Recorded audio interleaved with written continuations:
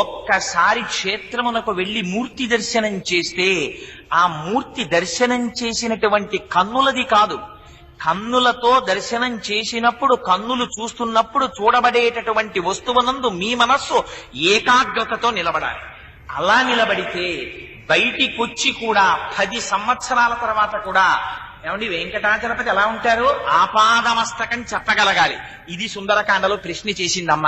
ఎలా ఉంటాడో రాముడు చెప్పంది. త్రిస్తరస్త్రిప్రలంభస్త్రిసమహత్రిశోన్నత త్రితామ్ర స్త్రిచ స్నిగ్ధ గంభీర స్పృశునిత్య సహా అని చెప్పేశారు మహానుభావుడు హనుమ.